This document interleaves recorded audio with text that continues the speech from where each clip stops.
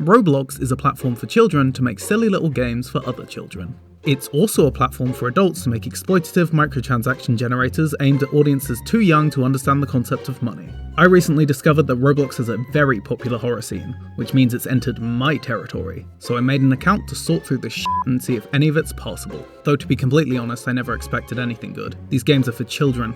Little babies. When I saw a game just called School Horror, I knew I was in for a magical experience. Described as taking place in the biggest school in America, where strange things happen at night, the game is living proof that all you need to capture kids' attention is to take something they recognise and make it spooky. One of the best signs of quality to look for in any media is immediately being asked to add it to my favourites. It's like a YouTube video asking you to like and subscribe right after the intro. You should do that, by the way. We're not waiting for you to see if you actually like what we made. We need you to do it immediately, by peer pressuring you. Seriously, subscribe, or we're not going to be friends anymore. Also, pretty much every game in this video is multiplayer with optional single player. I don't have any friends, so I'll be playing alone. Immediately upon starting, my first experience was an invisible wall. Come look in! So you have an idea of the kind of genius game design we're dealing with here. There's also like a lot of jump scares. There's this shadow dude who I kept missing because I wasn't looking the exact way the developers wanted me to. I go on plus. What happened? I missed it. You played an audio stinger, right? I missed it. And lockers keep falling over. As this weird constant in this game, random lockers just drop to the floor. Finally, a game which explores the carnal fear of improper furniture installation. We also get our first taste of funny microtransactions, which, don't worry, we'll be seeing more of. Scattered across random benches around the school are different items such as a teddy bear, described as just a friend, for 43 Great British pence. A flashlight which gives you more light for 70 Great British pence, or shoes which give you more speed for another 70 Great British pence. Now you might think, oh, that's so little money, why would this upset you? But that's exactly what's so evil about this. By using small amounts of a fake currency that's bought with real world money, you trick kids into thinking they aren't spending money at all, a strategy often used by evil mobile games. Also, while the flashlight and teddy feel almost pointless, the speed shoes are especially evil because your character walks so goddamn slow through these long, empty hallways. They invented a problem so they could sell you the solution. Which brings me to this game's design because boy is it boring. You walk through boring hallways to get to a room it tells you to get to at the top of the screen. If you try and walk into any other room, there's an invisible wall blocking your way. So if you like exploring even a little bit, too bad, this game is completely linear. When you arrive to wherever the game tells you to go, it's usually locked, at which point the invisible walls in the classrooms disappear, and you can finally go in and grab the key. This game was designed to bore you. It wastes your time as much as possible so you get bored of walking slowly through A to B, and finally decide to give them your real life money to buy the speed shoes so you can be bored even faster. Even worse, if you happen to die at any point, the game sends you right back to the start of the entire thing. Oh what? I have to pay money or do the whole thing again? So after some boring stuff, the game gives me a choice. Do I stay or do I run? Now, I ain't no bitch, so I stayed. And now my game was plagued with a message telling me I'm in a safe zone and the monster can't attack me. Now, I'm actually fine with there being a safe zone in horror games, but you should never fully admit it to your player. All the tension is removed the second you realise you can't be hurt. Or at least it would, if I wasn't playing a block game for children where there's no tension in the first place. I do some more boring stuff, then I encounter a ghost girl whose eyes are on her forehead. Oh no, the monster is here. That's really scary. She tells me I won't be leaving and then kills me. The bad ending. It's not even like a gameplay moment where she chases me or something. It's just a cutscene with a single shot, no voice acting, and broken English. Reappearing in the main lobby, it turns out even Roblox fans don't like this game. That was not scary at all, that sucked. Actually lame. Now, if you pick the other option, to leave the school, the middle section has the ghost appear as an actual enemy to run away from, and the section is designed in a way that if you don't know exactly where you're going, you die. It's full of pointless dead ends, you die in one hit, you walk about the same speed as the ghost and she will chase you to the end of the earth. This is trial and error, and every time you fail, you gotta restart the entire game. Luckily, it only happened to me once. Again, I'm pretty sure this is just trying to frustrate you into buying speed shoes. If you get through, you do a really easy puzzle before getting a key and escaping. Good ending. Yeah, that was garbage. Boring, unscary, predatory garbage. You saw it in the thumbnail, I made a promise, and I intend to deliver. Ladies and gentlemen, I give you Charlie's Revenge. I mean, Charles's Revenge. I guess they couldn't get the rights. Charles's Revenge Charles Revenge? Charles Revenge is a Roblox horror game based off the lost media meme, Charlie the Steak. A 2013 mobile app where you abuse a beef creature. Upon starting the game, you immediately get advertised to buy a rocket launcher and a pistol for a respective 449 or 199 Robux. Or in real money, £4 or £1.77. I made fun of the last game for asking me to favourite it right away, but this meaty has the balls to demand my hard-earned cash the second I lay my virgin eyes on him. And at least school was offering little cheap bonuses. These are considered entire endings on their own and they have triple-digit prices. How greedy can a fucking Roblox developer get? You aren't even making real games and you market exclusively to children. Even worse, on the sides of the screen, there are icons giving you opportunities to spend even more money. The game also has multiple items to purchase for each room in the map. Shoot Charles? Shoot Charles. Including bonuses, endings, and cosmetics. That's right, cosmetics. Cosmetics you can only use inside this one game. Your hotbar also has some abilities in them. Poopify Charles and scare everyone. Unfortunately, I can't tell you what they do because they cost money. This is evil. This is straight up despicable.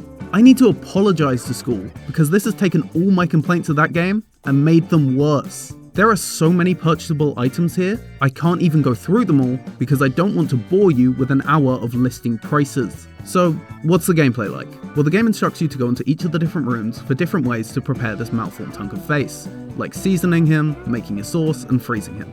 And it's all pointless busy work. Like it's mindless repetitive tasks where you drag and drop items. One of them involves dragging 7 pieces of food from one room to another, individually.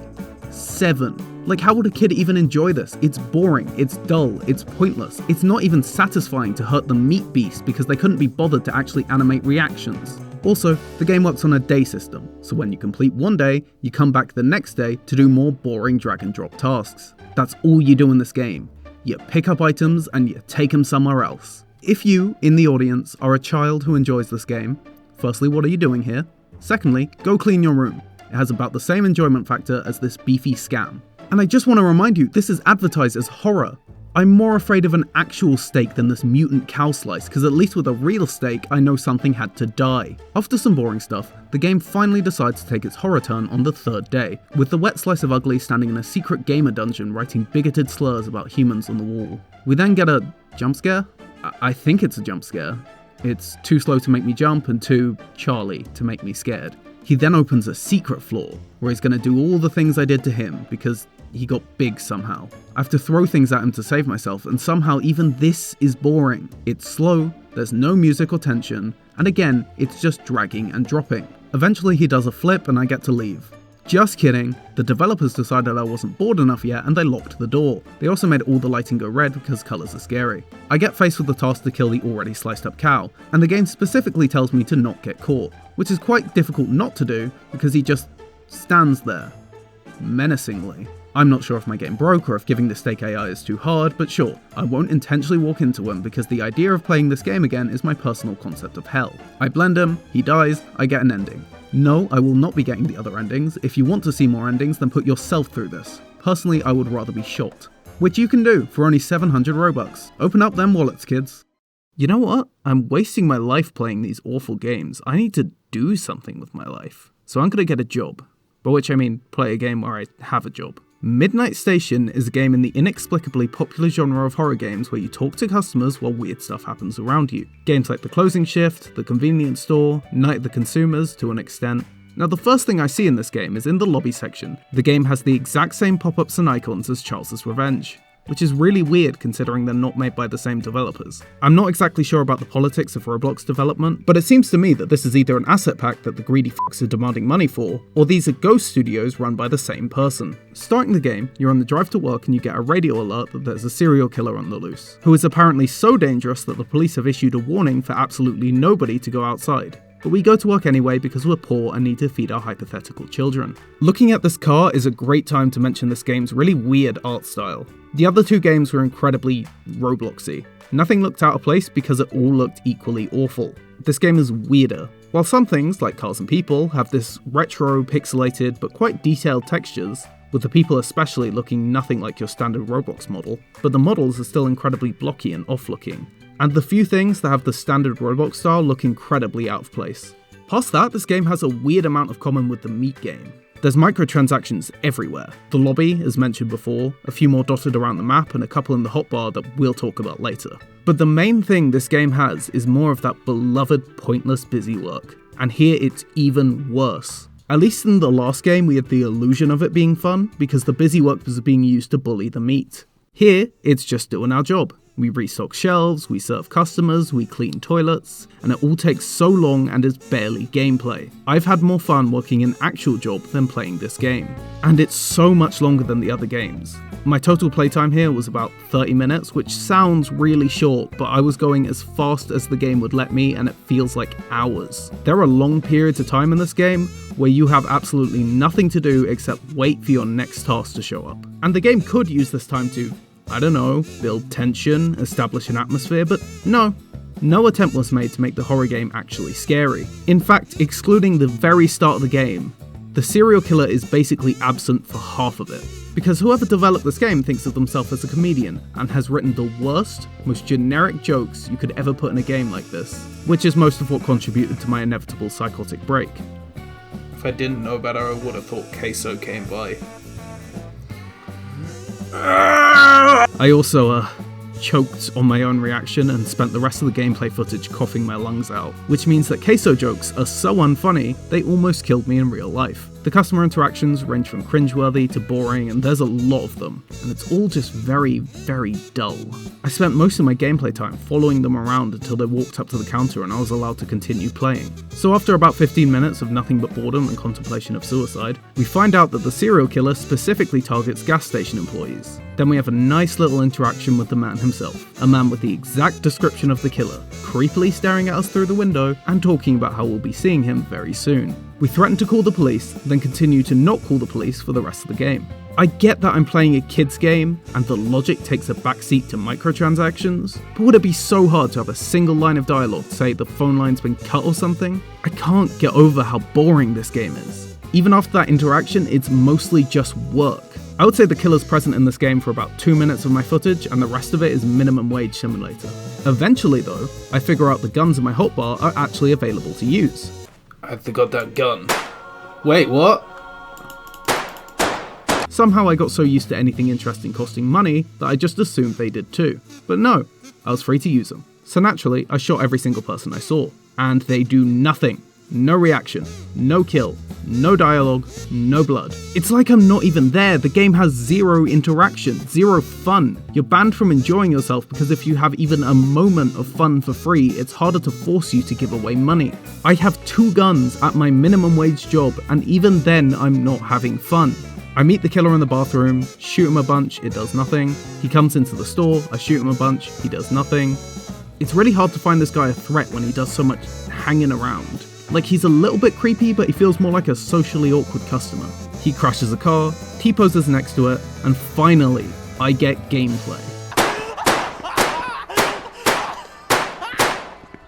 He slowly walks at me while playing the sound of the scout from TF2 laughing, and then the second I walk through a wide open door, he just disappears. The game then gives me 30 seconds to either hide in the back room or in the toilets. I hide in the back with my gun out and get a text box saying I shot him.